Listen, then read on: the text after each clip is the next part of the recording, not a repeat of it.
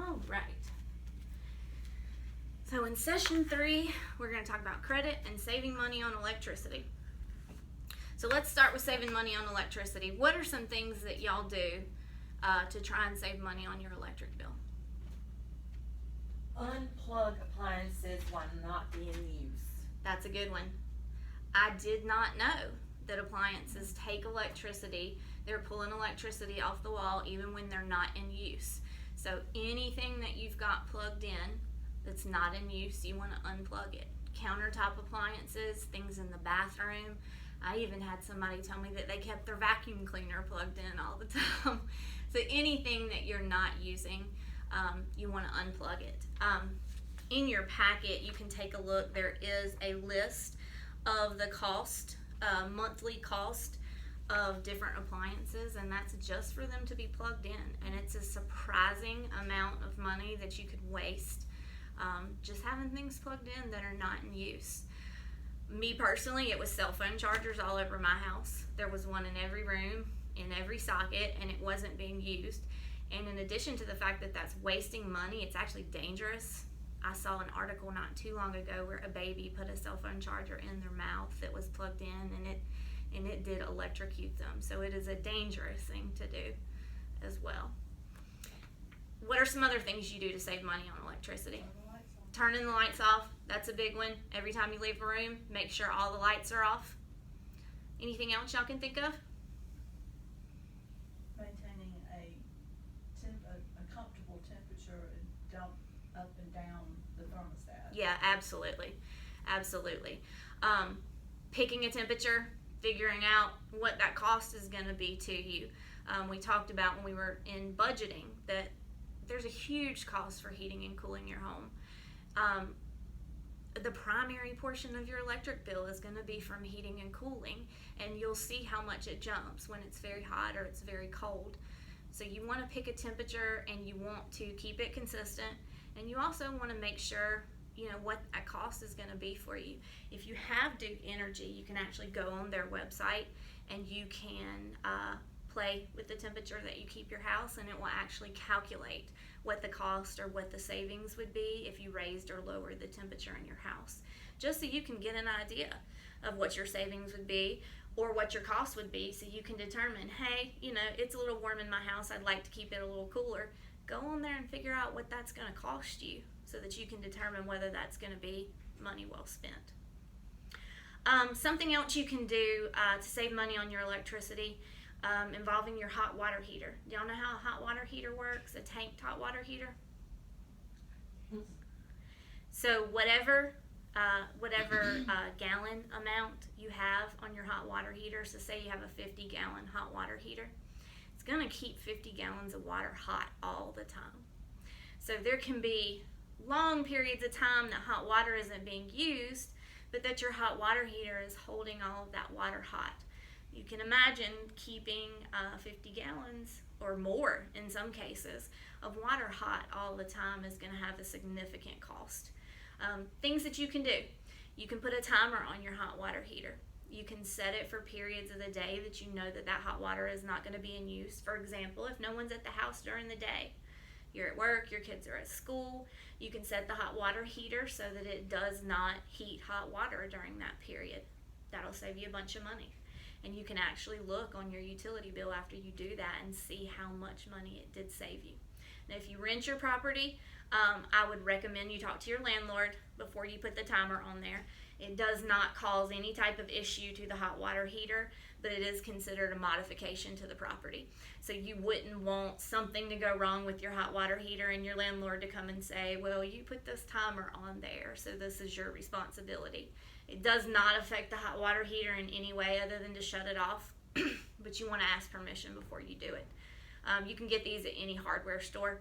They're easy to install, and you can set them for whatever period of time that you need it to cut off. Your other option is going to be a tankless hot water heater. If something goes wrong with your hot water heater and it needs to be replaced, replace it with a tankless hot water heater. There's a lot of savings in that for you and potentially your landlord as well, because it's going to lower those utility bills. So if you're renting and the hot water heater has to be replaced, mention to your landlord that you'd like to use a tankless. A tankless hot water heater does not keep any hot water hot at any given time. It doesn't heat up the hot water until you ask it to. So when you turn on hot water, it actually heats it as you are using it. Any other suggestions on how you can save money on your electricity? Use cold water for the washing machine as much as possible. Huh, I haven't thought of that. I have not thought of that. That probably is a really good idea. That's a good one. Anything else y'all can think of in saving money on your electricity? All right, so let's talk about credit. Tell me what you know about credit. What is credit? Gotta have it. Gotta have it. And it's better to have that bad credit than no credit. I usually hear the devil, that type of thing. Mm-hmm. What in general though? What does credit do? What do you know about the purpose of credit? It enables us to enjoy some of the nicer things without having to pay for it all at one time. All at one time, yeah. It can allow you to space out payments, certainly. Credit's going to be any time that you receive a service or you have an item and at the time that you acquire the service or the item, you've not paid for it in full. That's going to be credit. However it's extended to you, that's going to be credit.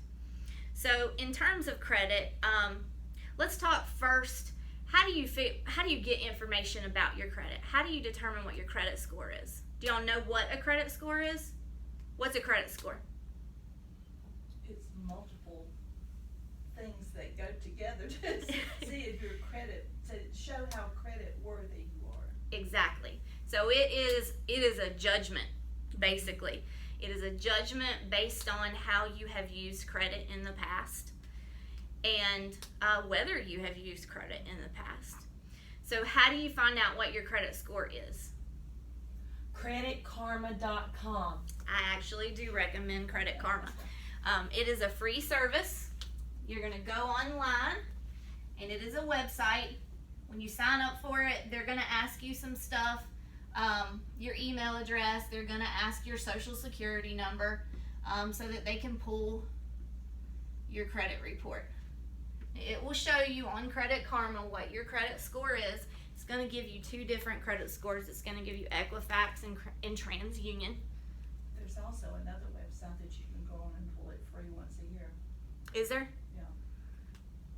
I'm not familiar with that one. I've forgotten the name of it. Where you can do it, but it's once a year. You can do it free once a year. Most banks now give you access to that on their website. Most of the credit card companies give you access on their website as well. Credit Karma does not affect your credit score. You can check it as often as you want to. You can do it several times a day if you'd like to. So if you want to know what your credit score is, and I would recommend that everybody go look at their credit score. I've had a lot of people saying here that their credit is so bad that they don't even want to see it. Or that they don't plan to use credit, so they don't care what their credit score is or what's on their credit report. I would recommend you take a look, even if you never plan on using it. Identity theft has become a pretty rampant thing in our country and everywhere, essentially. If someone is using your social security number to secure credit, you want to know. You want to know. Even if you don't ever plan on using credit, you will be responsible for whatever debt that person incurs. So you're going to go on there and you're going to see your credit score, and it's going to give you a judgment about it. It's going to say that it's good, bad, ugly. It will tell you this is a low credit score or this is a high credit score. So when you take a look at that, you're first going to see the number. Then you're going to have the option to take a look at your credit report. Now, your credit report is going to give you information on any lines of credit that you have available and any lines of credit that you have had available in the past.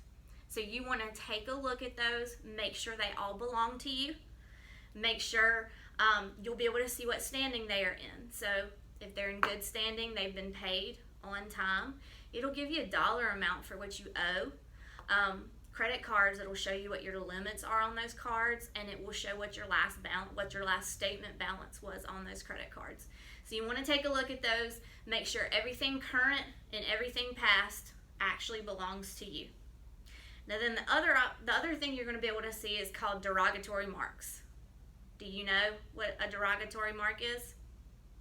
When you didn't make the payment. When you didn't make the payment. Anything negative. So typically, by the time something gets to derogatory marks, it's going to be in collections. You will see when the original debt was incurred and who it was incurred to, and then who holds the debt at this time and what dollar amount you owe. Other things that are going to show up on there, evictions. Do things like your power bill and your water bill, are they going to show up on your credit report? Your phone bill, your cable bill, are those going to show up on your credit report? No. Not in a positive way. Not in a positive way.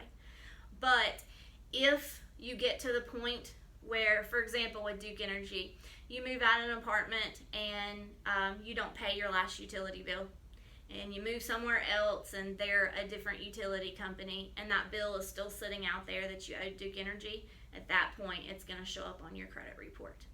Same thing is going to be true with cable bills, with cell phone bills. It's not going to show up in a positive way where you paid your bill on time and it affects your credit. But for example, if you're in contract with a cell phone provider and you violate the contract and they cut the phone off, that's going to show up on your credit report. Specifically with cell phones, a lot of cell phones now are leased or payments are being made on them, often 2 to 3 years worth of payments to purchase the phone. If you do not return that phone after leaving the company or them cutting off your service, they will charge you the full price for the phone as well. So you want to make sure that if you do lease or make payments on a phone, you need to make sure that you understand what you're paying for, and make sure that you know what happens if your service gets cut off, what you need to do to make the situation right. So those derogatory marks, they are going to heavily negatively affect your credit. They are going to lower your credit score significantly. What do you do about those? If you want to improve your credit, what do you do about those derogatory marks? Contact the companies and maybe see if you can set up payment or pay it off in full. And that's the only thing that you can do is pay them off to get them off of your credit. Typically, by the time something gets to collections, they're not expecting you to ever make a payment on it. They're assuming that that's not going to happen. Typically, debt has been sold off for much less than was actually owed, and with interest, you're owing them more and more money. So what I would recommend is that you determine a dollar amount that you're willing to pay, and I'd lowball them at first. They're typically willing to accept a lot less than what you owe to settle the debt. So say you talk to one of these companies and you determine that they are willing to take X dollar amount to settle the debt. What do you need to make sure what do you do to protect yourself in this situation? Get it in paperwork. Get it in paperwork, exactly. You want documentation that they agreed to settle the debt for whatever dollar amount, and then you want to make sure that you have the documentation saying that you made the payment. How long do you think you should keep that? Forever. Forever. Truly, forever. If you do not have that documentation, that collection agency can come back at any time and say that you still owe the money. And if you can't prove that you paid them, you didn't. And it'll stay on your credit report. So you want that documentation, and you want to make sure that you keep that documentation should the situation ever occur where you need to prove that you no longer owe that money. Now, once that's paid off and you've got the documentation, how do you get it off your credit report?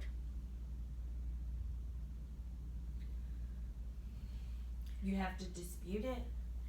You can absolutely dispute any debt that you have, and I would actually recommend there is an option on Credit Karma to dispute any debt that you have.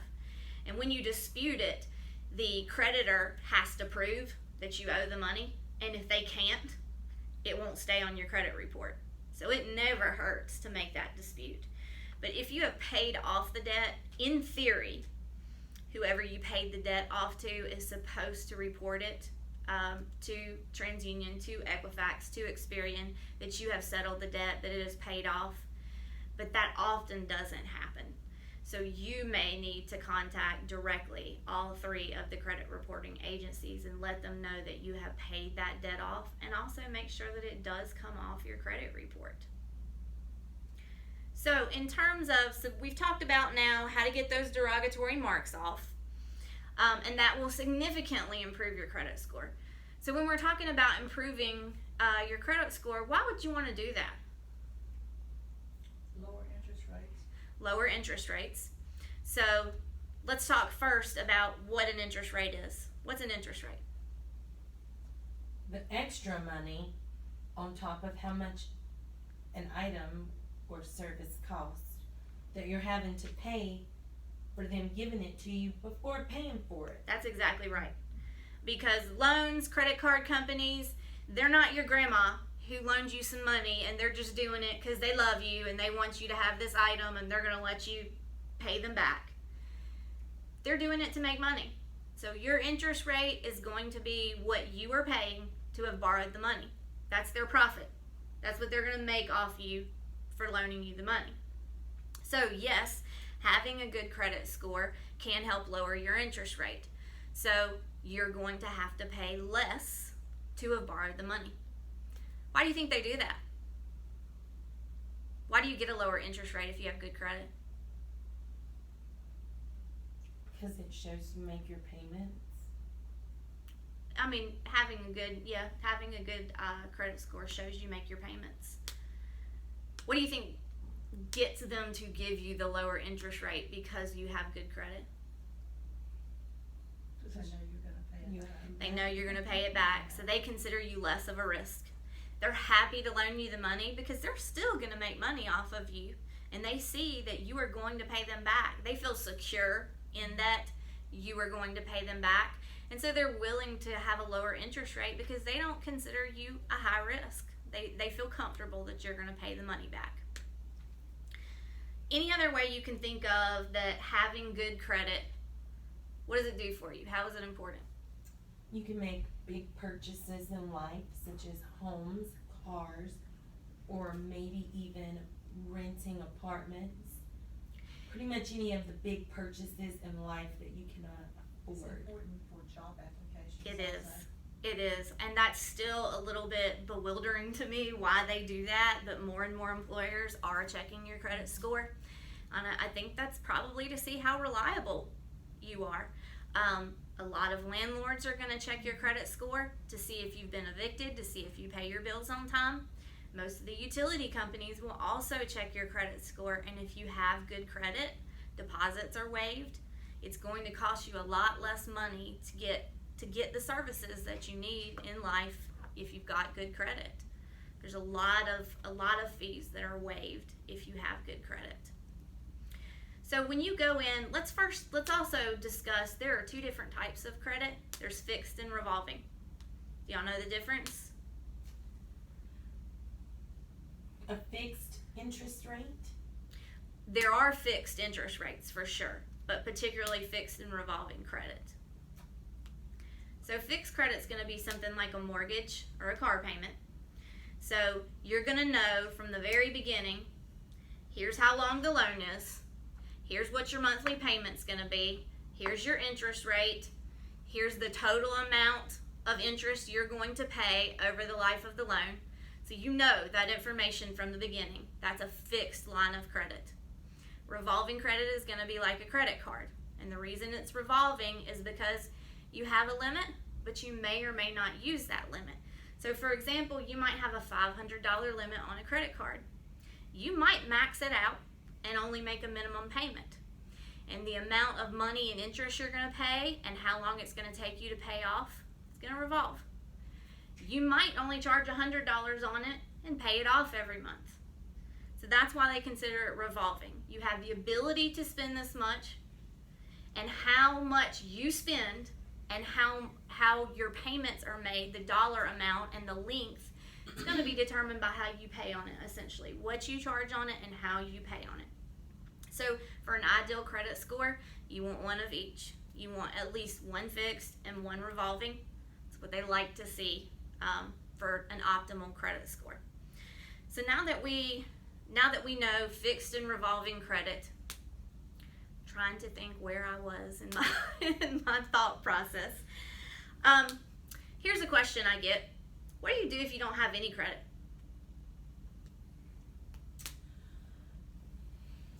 Try to establish credit. You do. You want to establish credit, but how do you do that if you've never had any in the past? Good question. So if you're 18 and you have no credit, you are in a decent position to acquire some. They don't expect you to have any credit history until you're of legal age to acquire some credit history. So if you're 18 and you don't have any credit history, you can usually go get a credit card. But if you're older and you don't have any credit history yet, an option that you have is to get a secured credit card. Y'all know what that is? A limited amount? It is going to be a limited amount. And you put the money up first? That's exactly what you do. So since you have no credit history, the bank has no idea what kind of responsibility you are going to take with credit. So in order to establish that, they'll let you apply for a secured credit card. So when you apply for a secured credit card, typically whatever limit they set, they're going to ask for you for that money up front, and they're going to put that in an account, and they're going to hold it. So say they give you a $200 limit, you're going to give them $200, and they're going to put $200 in an account, and they're going to hold that in the case that you max the card out and you don't make a payment. So there's no risk in that for them. They are able to acknowledge if you max this card out, they're still covered. They've got their money. Now what you need to keep in mind is this is not a debit card. So when you make a payment on this, when you use this card, you're going to make payments on it as if that $200 does not exist.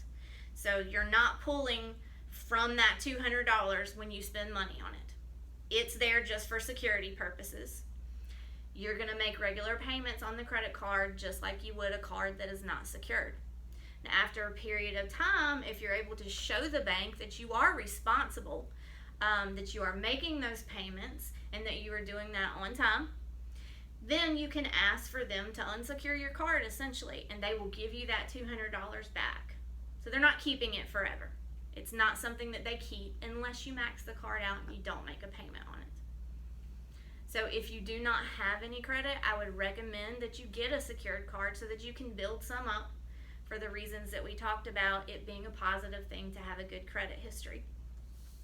So in terms of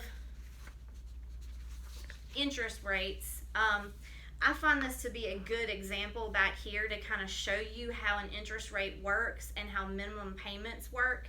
I'd ask you to look at this chart so that you can see on paper how much you're going to have to pay in interest and how your minimum payment affects you. So you can see in this chart, it gives you the example, $2,000 on a credit card or a loan. And if you only make the minimum payment on it, it can take you 16 years to pay off the debt, which is such a long period of time for $2,000. For example, if you borrow that $2,000 and you have a 15% interest rate and you only make a $35 payment each month, it will take you 8 years to repay it, and it costs you $1,341 in interest. So taking a look at these things before you make a purchase, you always want to ask, what is my interest rate? If it is a fixed loan, you want to ask, how much will I have paid in interest over the life of the loan? If it is a credit card, you want to know your interest rate, and you want to make sure when you make a purchase that you determine how you are going to pay those things off and what the cost is going to be. Will help you think about, is this the decision that I really want to make? Is this going to be a good decision for me? And am I willing to pay all that extra money in interest to have this item today? Any other thoughts on credit? Any other questions related to credit? Again, when I do have some, I will be able to contact you, correct? Absolutely. If you have any questions about credit, I'm happy to answer any of those questions. I can go into great detail with you if you would like to. Another good resource for that is the Family Guidance Center. They're located in Hickory, and it will be listed on my resource sheet. They do have consumer credit counseling up there, and it is a free service. So a financial advisor can sit with you and take a look at your credit report and get a plan for improving your credit. And they can be more specific if they're actually looking at your credit report so that they can tailor it to you. Before we move on from credit, I know I mentioned with Credit Karma that you're going to see 2 different credit scores. And just so this will not surprise you, it is possible that you see 2 different credit scores there, and that is okay. The reason for that is because not all creditors report to all 3 credit agencies. So, for example, I know that the State Employees Credit Union does not report to TransUnion. So if you have any type of loan through them, it's not going to show up on your TransUnion report. And in whatever way it is affecting your credit score, it's not going to show up on your TransUnion report.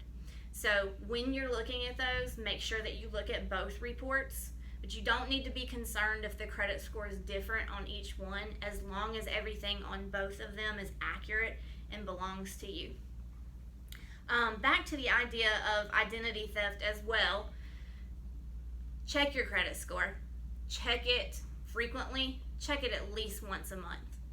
Because the chance that you are going to be able to solve some type of fraudulent activity with your credit score, if you find out quickly that it has happened, you have much better chance of solving it if you find it fast. If you find out somebody stole your identity and you don't find out till 5 years later, the chance that you're going to be able to prove that it wasn't you are not good, and you're probably going to be responsible for the debt. So, any other questions about credit?